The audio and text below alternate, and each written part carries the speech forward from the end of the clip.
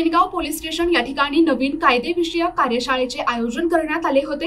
या कार्यशाळेत पोलीस पाटील, सरपंच, नगरसेवक आणि नागरिकांचा समावेश होता। नवीन कायद्याविषयी नागरिकांना माहिती सांगण्यात आली।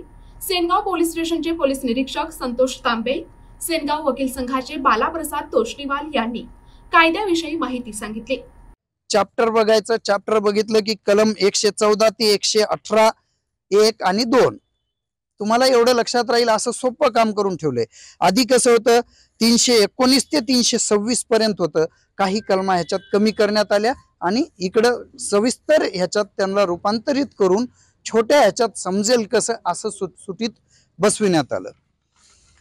आता बऱ्याच जागी जसं की मी म्हटलं ऍक्सिडेंटचा प्रकार होतो, ऍक्सिडेंट झाला की आपण लगेच तिथून पळायच्या मागे लागतो, त्या समोरच्याची काय झालंय काय नाही, त्याला मदत लागते का, ह्या म्हणजे मानवता धर्मेतून आपण त्याचा विचार न करता आपल्याला लोक मारतील का ह्या भीतीने आपण तिथून निघून जातो।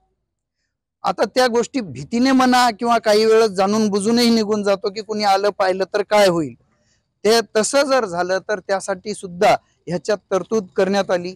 त्यासाठी त्याला पनिशमेंट मध्ये वाढ करून देण्यात आली की जर तो माणूस तिथून पळून गेला तर त्याला जास्तची शिक्षा भोगावी लागेल। आता आधी 279 म्हटलं की ट्रॅफिकच्या ह्याच्यात किंवा अरुंद रस्त्यावर आपण कशी तरी ओबडतोबड गाडी चालवायची आणि ज्याच्यामुळे दुसऱ्याला इजा होईल अशी गाडी चालविणे, ते जे होतं कल्पना आहेच की 1 जुलै 2024 पासून भारतातील प्रमुख 3 कायदे जे की पूर्वी IPC, CRPC आणि एव्हिडन्स ऍक्ट आपण ज्यांना म्हणत होतो त्याऐवजी आता भारतीय न्याय संहिता, भारतीय नागरिक सुरक्षा संहिता आणि भारतीय साक्ष अधिनियम अशा प्रकारचे 3 कायदे त्या मूळ कायद्यांच्या ऐवजी लागू झालेले आहेत।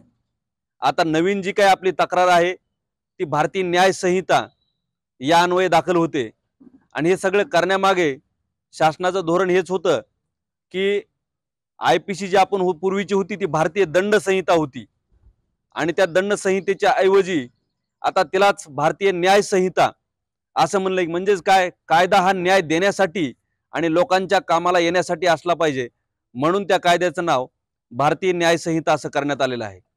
आणि ही जी काही कायदे लागू झालेले आहेत हे आम्हाला लगेच माहित झालं की 1 जुलै 2024 पासूनच, परंतु याची सर्व गावकरी भागामध्ये सर्व माहिती पोहोचणं आवश्यक आहे।